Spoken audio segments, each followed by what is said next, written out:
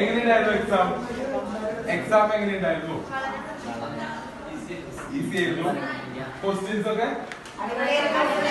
എല്ലാവർക്കും അറ്റൻഡ് ചെയ്യാവുന്ന രീതിയിലാണോ? പക്ഷെ കുഴപ്പമില്ല. അതെന്താ അങ്ങനെ പറയുന്നത്? കാരണം കുഴപ്പമില്ല.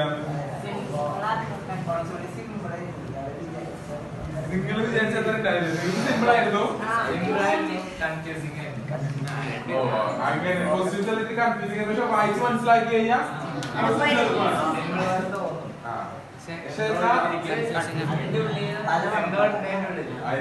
അങ്ങനെയാണല്ലേ? അപ്പൊ നിങ്ങൾക്ക് എല്ലാവരും അറ്റൻഡ് ചെയ്ത? എല്ലാ ക്വസ്റ്റ്യൻസ് അറ്റൻഡ് ചെയ്ത? അപ്പൊ ഇങ്ങനത്തെ എക്സാമ്പിൾ വന്നു എഴുതുമോ? ഇതൊരു എക്സ്പീരിയൻസ് ആയില്ലേ? സ്ട്രേറ്റ് ഫോർവേഡ് ക്വസ്റ്റ്യൻ അല്ലാണ്ട് ഹിസ്റ്ററി ക്വസ്റ്റ്യൻസ് വന്നാലും ചെയ്യാന്നുള്ള ഒരു എക്സ്പീരിയൻസ് ആയില്ലേ?